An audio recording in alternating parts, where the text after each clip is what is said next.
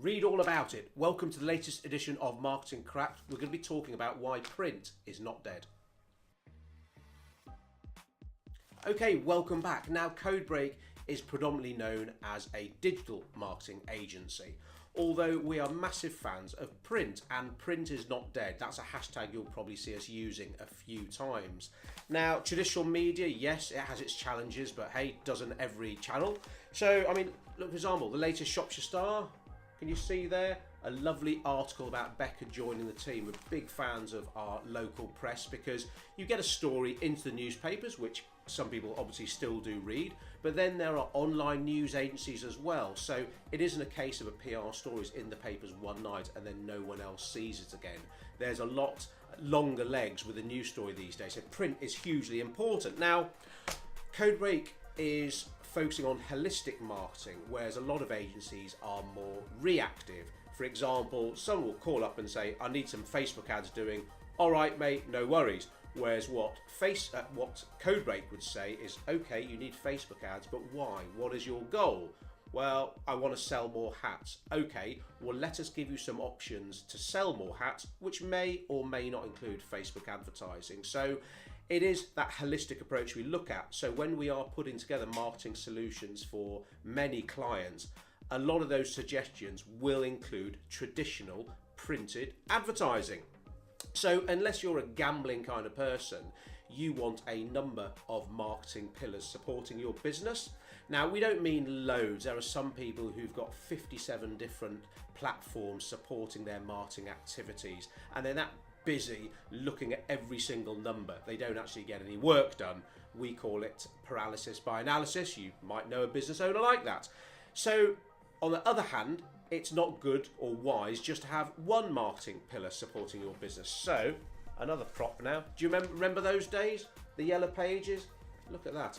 I've made leaflets bigger than that. So the yellow pages, that used to be some business owners' idea of their marketing. Got me out in the yellow pages. Excellent.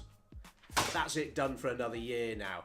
It ain't like that. It's about getting a nice balance. So a number of successful marketing pillars supporting you, and what works well, you do more of. It isn't rocket science.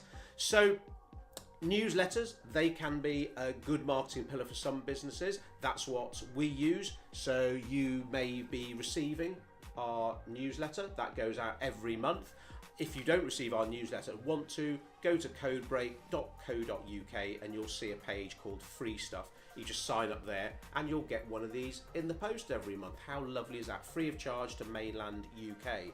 Now, you're not going to send one newsletter out and it's going to revolutionise your business. It is like networking, a bit of a slow burn. It's a long haul effect. But why do we send newsletters? Because they get opened.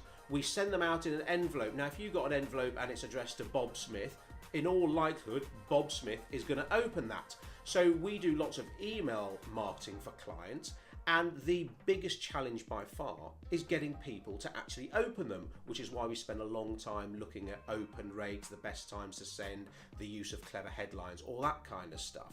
But with print, as long as it goes to a named individual, you're pretty much looking at 100% open rate. So that's why printed newsletters could be something for you.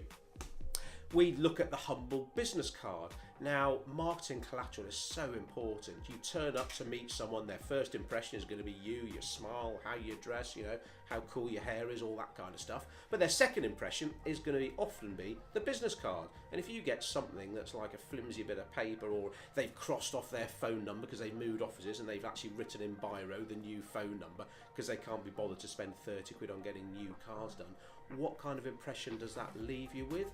Not that print has to be expensive.